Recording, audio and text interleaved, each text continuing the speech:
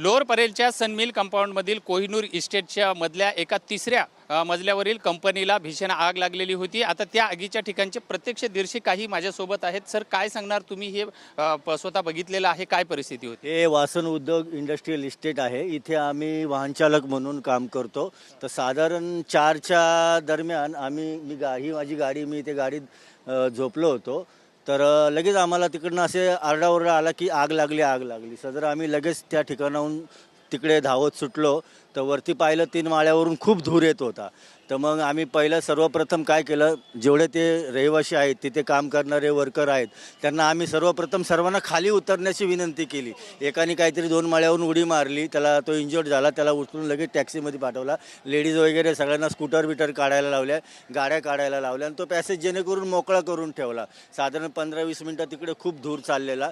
तर सर्व खाली उतरल्यानंतर सुद्धा त्यांच्यातील एक कर्मचारी खाली आला, बोलला आमचे 2 माणसं वरती अडकलेले आहेत। तर आम्ही जाऊन तिकडे पाहिलं तर त्या 3ऱ्या माळ्यावरती बाथरूममध्ये तो अडकलेला। तर त्याला इकडनं लोकांनी सांगितलं वाटतं, फोन चालू होता, त्याला फोनवर सांगितलं की बाबा तू दरवाजा उघडू नको, कारण धूर खूप झालेला। त्या धुरामुळे काय होईल की तो धूर सगळा त्याच्या बाथरूममध्ये आतमध्ये जाईल तो धूर। मग त्याच्यामुळे त्याला थांब बोललो की थोड्या वेळात 10-15 मिनिटात काहीतरी फायर ब्रिगेड आली आणि आल्यानंतर ते सर्व तिकडलं त्यांनी शांत केल्यामुळे जरा त्याला तिकडनं बाहेर काढला। तो कोणती कंपनी आहे ही? नेमकं काय कंपनीचं नाव? कोहिनूर म्हणून आहे आणि आतमध्ये काय चालतं ते गारमेंट आहे। हां, आताची सिच्युएशन कशी आहे? आता सर्व व्यवस्थित झालेलं आहे। आता काय बरेच लोकांचे मोबाईल आतमध्ये राहिलेले, कुणाच्या वस्तू राहिलेल्या आहेत। किती कर्मचारी होते आतमध्ये? माझा अंदाजे कमीत कमी 50-100 तरी असू शकतात। म्हणजे 70-75 तर नक्कीच असू शकतील। काढले सगळे कर्मचाऱ्यांना बाहेर काढले का? सर्व टोटल सगळे कर्मचारी बाहेर आलेले आहेत।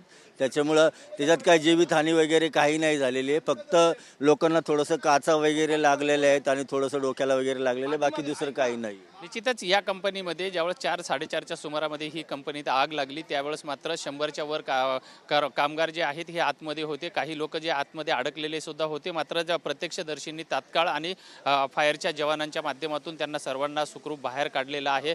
गारमेंट्सची ही कंपनी होती आणि त्या कंपनीला ही आग लागली। सध्या आणखी फायरचे जवान जे आहेत त्या आगीवरती नियंत्रण मिळवण्याचा प्रयत्न करत आहेत।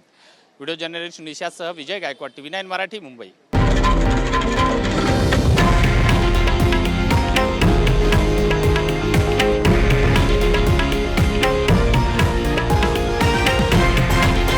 हे आहे देशातील नंबर 1 न्यूज नेटवर्क आणि आपण पाहत आहात TV9 मराठी, एकमेव।